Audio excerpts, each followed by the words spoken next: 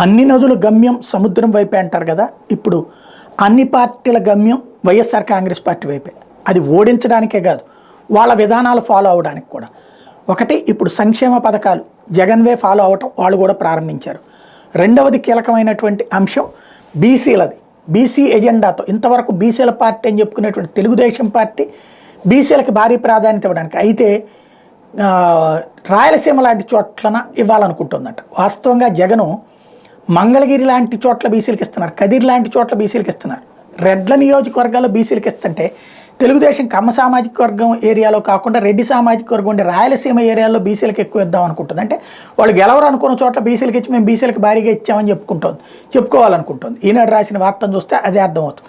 వాస్తవంగా జగన్ వచ్చాక బీసీలకు సంబంధించి అత్యంత కీలకమైనటువంటి అంశం ఏంటంటే 31 మంది ఎమ్మెల్యేలు, అది ఓకే ప్రజల చేత ఎన్నికవడం, 19 మంది ఎమ్మెల్సీలు. ఎమ్మెల్సీ అంటే డబ్బులు 25 కోట్లు 50 కోట్లకు అమ్ముకునే దశ నుంచి 19 మంది బీసీలకి డబ్బులు లేకుండా ఇచ్చినటువంటి అంశం. అట్లాగే కార్పొరేషన్లు కులాల వారీగా బీసీలకి 56 కార్పొరేషన్లు ఇచ్చాడు.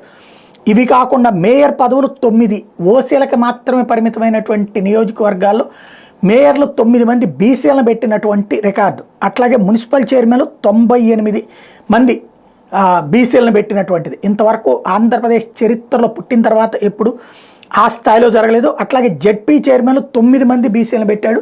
జెడ్పీటీసీలు అంటే ప్రత్యక్షంగా ఎన్నికయ్యేటువంటి చోట్ల కూడా 215 మందిని పెట్టుకొచ్చాడు. ఇప్పుడు ఇవన్నీ సాధ్యమా కాదా అన్నటువంటిది విషయం చూడాల్సినటువంటి అంశం. ఏ స్థాయిలో ఉంటుందన్నటువంటిది చూడాల్సి ఉంది.